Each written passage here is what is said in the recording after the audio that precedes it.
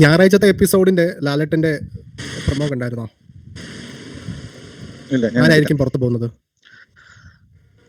വേറൊരു വാർത്ത കേട്ടു, രതീഷ് കുമാർ പുറത്തായി എന്നൊക്കെ ഉള്ളൊരു ഒരു ഒരു ഒരു കിടക്കമ്പയൊക്കെ കേട്ടിട്ടുണ്ട്. വോട്ട് കുറഞ്ഞിട്ടോ അതോ വേറെ അല്ല അല്ല അല്ല വേറെ എന്തോ ഒരു ഇഷ്യൂല് മറ്റേ നമ്മുടെ ഇന്നലെ ഉണ്ടായ പരാമർശത്തിൽ കേസ് കൊടുത്തുന്നോ, വീട്ടുകാർ കേസ് കൊടുത്തുന്നോ, അങ്ങനെ എന്തൊക്കെയോ സംതിങ്. ഏത് പരാമർശത്തിൽ? ഗേ പരാമർശം. ഗേ പരാമർശത്തിൽ. അതെ അതെ, അങ്ങനെ കുറെ ഞാൻ എന്തൊക്കെ വായിച്ചു. അങ്ങനെ എന്തോ ഇപ്പൊ എയർപോർട്ടിൽ വന്നു എന്തൊക്കെയോ, അങ്ങനെ ഒരു ഏതോ ഒരു ബിഗ് ബോസ് സ്ഥിരം റിവ്യൂ ചെയ്യുന്ന ഒരു യൂട്യൂബർ പറഞ്ഞിട്ടുണ്ട്. അങ്ങനെ വല്ലതും പുറത്താവുന്നെങ്കിലേ ഉള്ളൂ. എന്തായാലും അല്ലാതെ വോട്ടിംഗ് വഴി ഈ ആഴ്ച പുറത്താവാനുള്ള സാധ്യത കുറവാണ്. എന്തായാലും പുറത്താവത്തില്ല. ഒരാഴ്ച എന്തായാലും അവരൊരു ടൈം പീരീഡ് കൊടുക്കും. അതുകൊണ്ട് ഈ ആഴ്ച എന്തായാലും അങ്ങനെ ഒരാൾ പുറത്താവാൻ സാധ്യത കുറവാണ്. ഇന്നലത്തെ എപ്പിസോഡിലാണെങ്കിലും യൂഷ്വലി നമ്മൾ വിചാരിച്ച പോലെ ലാലേട്ടൻ ഫയർ ചെയ്തു, രതീഷും കുറെ പേരുടെ. എനിക്ക് നമ്മൾ പറഞ്ഞ എക്സാക്ട്ലി അതുപോലെ തന്നെ. അതായത് എന്താണോ നമ്മൾ പറഞ്ഞിരുന്ന കാര്യങ്ങൾ അതൊക്കെ തന്നെയാണ് ലാലേട്ടനോട് പറഞ്ഞത്. നിങ്ങൾ ബിഗ് ബോസ് പഠിച്ചിട്ടില്ല എന്നുള്ള കാര്യം അല്ല, പക്ഷെ അവർക്കത് മനസ്സിലായിട്ടില്ല. ലാലേട്ടൻ അങ്ങനത്തെ ഗെയിമും ഓരോരുത്തർക്ക് അറിയാമോ എന്നൊക്കെ ചോദിച്ചത് നിങ്ങൾ ആൾക്കാരെ മനസ്സിലാക്കുക, എന്നിട്ട് പിന്നെ വഴക്കുണ്ടാക്കാനും ബാക്കി കാര്യങ്ങളിലോട്ടൊക്കെ കിടക്കുക, അതൊക്കെയാണ് പുള്ളി ഉദ്ദേശിച്ചത്. പക്ഷെ അത് അവിടെ പകുതിയിൽ കൂടുതൽ ആൾക്കാർക്ക് മനസ്സിലായിട്ടില്ല. അത് മനസ്സിലായിട്ടില്ല എന്ന് മാത്രമല്ല, ഇവൻ ആ ഗെയിം എന്താണെന്ന് പോലും മനസ്സിലായില്ലല്ലോ.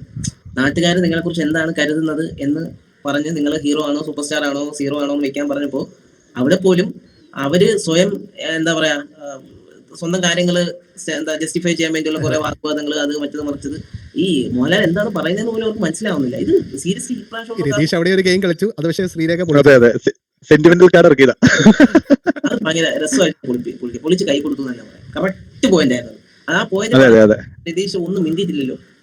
മറ്റേ ആ റോക്കിയുടെ ഒരു ഇഷ്യൂ ഉണ്ടായിരുന്നില്ലേ, അതായത് നിനക്ക് വേണ്ടിയാണ് ഞാൻ അത് പറഞ്ഞതെന്നൊക്കെ പറയുമ്പോൾ പോലും ഇവൻ കിളി പോയിരിക്കായിരുന്നു. എന്ത് പറയണമെന്ന് അറിയാൻ വയ്യാത്തൊരവസ്ഥ എനിക്കായിരുന്നു.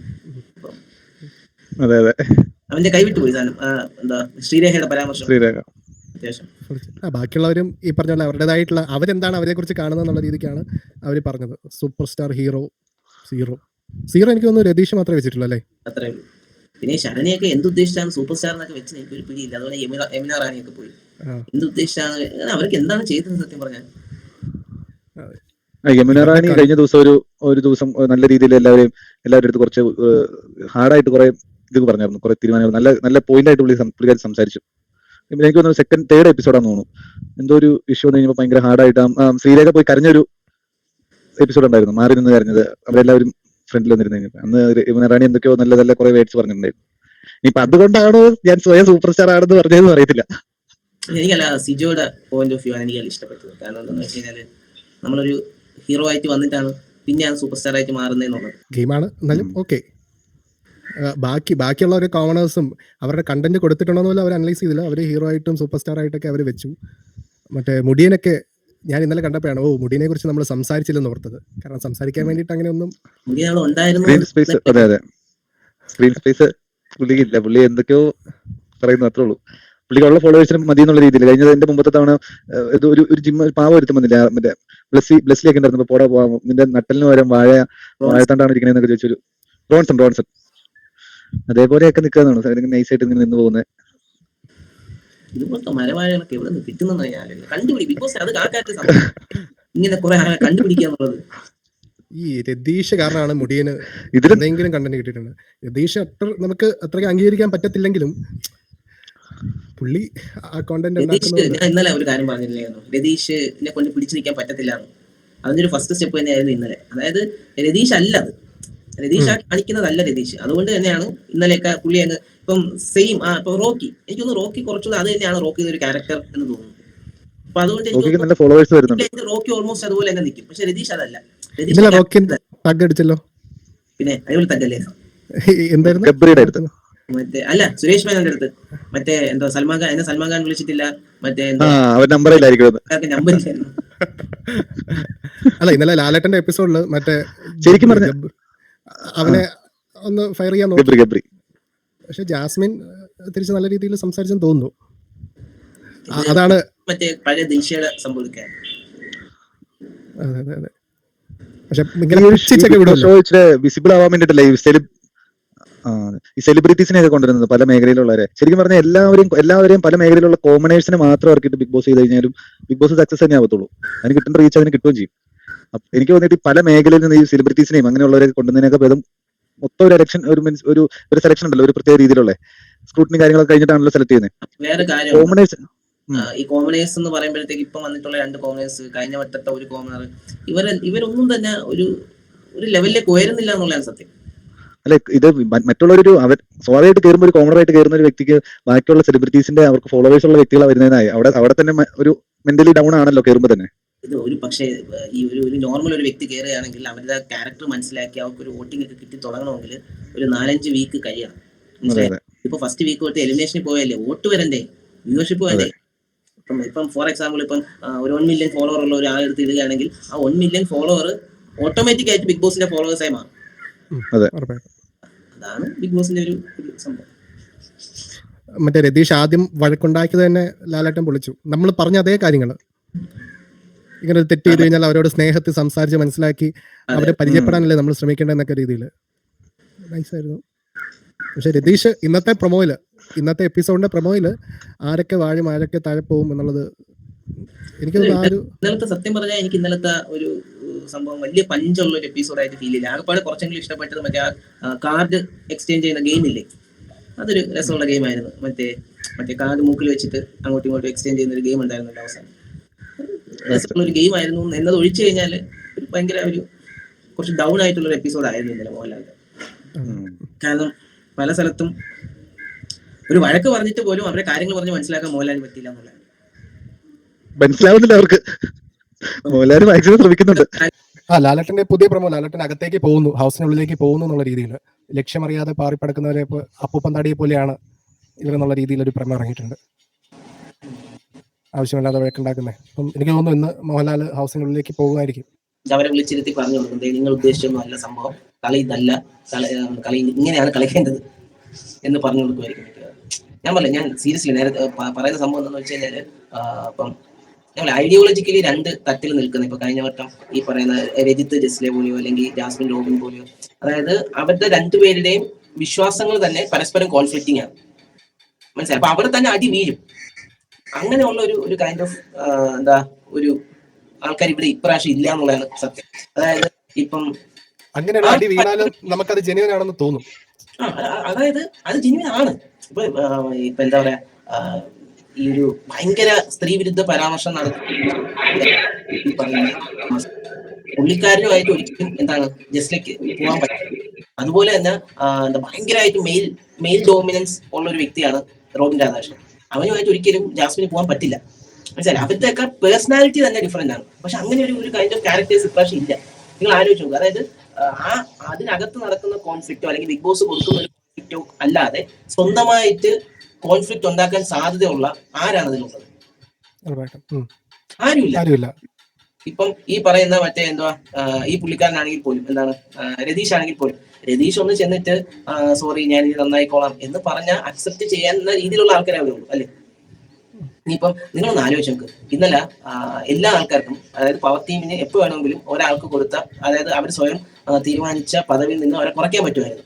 സൂപ്പർ സ്റ്റാർ കൊടുത്തവർക്ക് 0 അങ്ങനെയൊക്കെ കൊടുക്കാൻ പറ്റുമോ? ഒരാൾ പോലും അതിനെ എതിർത്തില്ല. പക്ഷെ റോക്കി മറ്റേത് അവരുടെ കുറച്ചു. അത് എനിക്ക് തോന്നുന്നു ആ ഒരു പേഴ്സണൽ റിവെഞ്ചിന്റെ പേരിൽ പോയി കുറച്ചാണ്. മനസ്സിലായി? അവിടെ ഒരു ഐഡിയോളജിക്കൽ ഡിഫറൻസ് അവിടെ വരുന്നില്ല. അപ്പൊ ഞാൻ പറഞ്ഞത് എന്താണെന്ന് വെച്ച് കഴിഞ്ഞാല് ആ രീതിയിൽ ഒരു എന്താ പറയാ, നമുക്ക് തന്നെ കണ്ടുകൊണ്ടിരിക്കാൻ ഇഷ്ടപ്പെടുന്ന രീതിയിലുള്ള കുറെ കോൺഫ്ലിക്ട്സുകളുണ്ട്. അത് ഇപ്രാവശ്യം ഇല്ല. അങ്ങനത്തെ കുറച്ച് ആൾക്കാരെ സത്യം പറഞ്ഞാൽ കൊണ്ടുവരേണ്ടതാണ്. ഇപ്പം അഖിൽമാരാർ ഭയങ്കരമായി ഒരു മെയിൽ ഡോമിനൻസ് ഉള്ള ഒരു വ്യക്തിയായിരുന്നു. മനസ്സിലായില്ലേ? അപ്പം മറ്റേ ശോഭ എന്ന് വെച്ച് കഴിഞ്ഞാൽ ശോഭയാണെങ്കിൽ അപ്പൊ പുള്ളിക്കാരി എന്ന് പറഞ്ഞു കഴിഞ്ഞാൽ ആ ഒരു മെയിൽ ഡോമിനൻസിനെ ഒരു രീതിയിലും അംഗീകരിക്കാത്ത ഒരു സ്ത്രീയാണ്. മനസ്സിലായില്ലേ? അപ്പൊ അവരുടെ ഒരു കോൺഫ്ലിക്റ്റ് കണ്ടുകൊണ്ടിരിക്കാൻ രസമാണ്. ഇവിടെ അങ്ങനെ ഒരു കൈൻഡ് ഓഫ് സംഭവം ഇല്ല. ഓക്കെ, അപ്പൊ ഏതായാലും ഇന്നത്തെ എനിക്ക് രതീഷ് തന്നെ ആയിരിക്കും ടാർഗറ്റ് ചെയ്യുന്നത്. ലാലേട്ടന്റെ പ്രമോ കണ്ടായിരുന്നു. സാധ്യത കുറവാണ്. കാരണം എന്താണെന്ന് വെച്ചാൽ രതീഷിനെ പറഞ്ഞ് വിറ്റ് കഴിഞ്ഞാൽ അല്ലെങ്കിൽ പിന്നെ അമ്മാതിരി ഒരു വൈൽഡ് കാർഡ് എനിക്ക് കൊണ്ടുവരണം. അതോ വാണിംഗ് ആണോ പറഞ്ഞു വിടുവോ എന്നുള്ളത് കൺഫ്യൂഷൻ ഉണ്ട്. ഏതായാലും രതീഷ് ആയിരിക്കും പുറത്ത് പോകുന്നത്. റിയാസ് വന്നപ്പോഴാണെങ്കിലും അല്ലെങ്കിൽ രഞ്ജികുമാർ സാർ വന്നപ്പോഴായാലും റോബിൻ രാധാകൃഷ്ണൻ വന്നപ്പോഴായാലും ഇപ്പോൾ ഒരു ഗുണം എന്താണെന്ന് വെച്ച് കഴിഞ്ഞാൽ ബാക്കി ഹൗസ് മേറ്റ്സിന്റെ ഒക്കെ ഒരു പെയിൻ സഫറിങ് പുറത്തു കൊണ്ടുവരാൻ പറ്റും.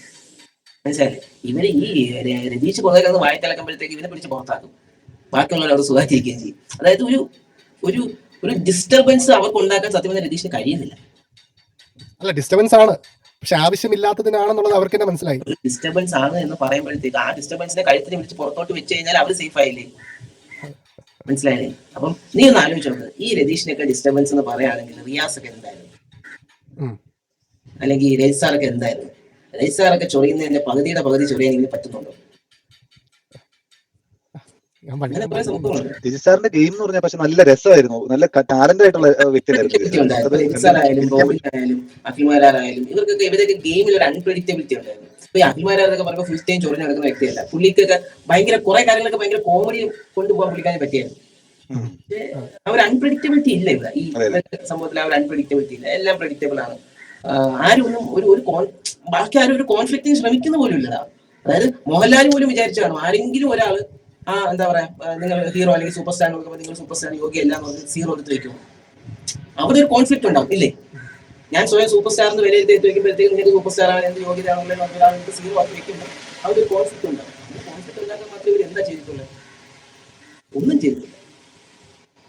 ഓക്കെ, നമുക്കപ്പോൾ ഇന്നത്തെ എപ്പിസോഡ് നോക്കാം. ഇന്നത്തെ കുറെ ഡിസ്കഷൻസ് പോകുന്നത് രതീഷാണ് പുറത്ത് പോകുന്നുള്ള രീതിക്ക്. അപ്പൊ ബിഗ് ബോസിലെ ഇന്നത്തെ നോമിനേഷൻ ഉള്ളത് ശരണ്യ, നോറ, സിജോ, അൻസിബ, ജിൻഡോ, പിന്നെ അസി, റോക്കി, പിന്നെ രതീഷും സുരേഷും. അപ്പൊ ആരാണ് ഇതിനകത്ത് പോകാൻ ചാൻസ്? ഞാൻ പറയുന്നത്, അതായത് ഇതിൽ ആര് പോയാലും ഒരു ചേഞ്ചും ആ വീട്ടിനകത്ത് വരാൻ പോകുന്നില്ല. കാരണം നമുക്കിപ്പോ ഒരാൾ പോയി കഴിഞ്ഞാൽ ആ വീട്ടിനകത്ത് ഒരു വാക്വം അല്ലെങ്കിൽ ഒരു ശൂന്യത ഫീൽ ചെയ്യണം.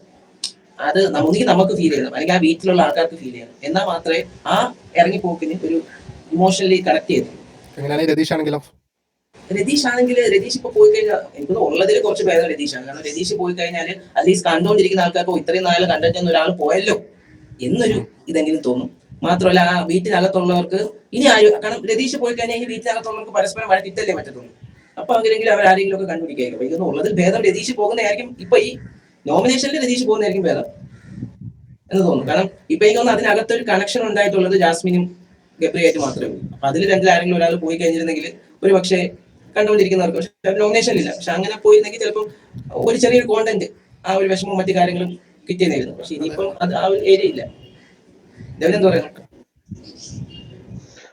ഞാൻ അതിന് പറഞ്ഞ പോലെ ജിൻഡോ അതല്ലെങ്കിൽ പോകാൻ സാധ്യതയുള്ള നൂറയെന്ന് തോന്നുന്നു. പിന്നെ നൂറ ലാസ്റ്റ് എനിക്ക് എന്തൊരു കോൺട്രവേഴ്സി ഗബ്രിയായിട്ട്. ശരണ്യക്ക് അത്രയും, കാരണം വില്ലത്തിയായിട്ടാണ് സീരിയലിലൊക്കെ അഭിനയിച്ചത്. സീരിയൽ ക്യാരക്ടർ ആണല്ലോ. ശരണ്യ ഏഷ്യാനെറ്റ് പ്രോജക്റ്റാണ്. അപ്പൊ അവര് കുറച്ചുകൂടെ വലിച്ചു നീക്കും ശരണ്യ. ചേട്ടൻ പറഞ്ഞാൽ ഏഷ്യാനെറ്റ് പ്രോഡക്ട്സ് ഒക്കെ കുറച്ച് ലാസ്റ്റ് ചെയ്യാറുണ്ട്.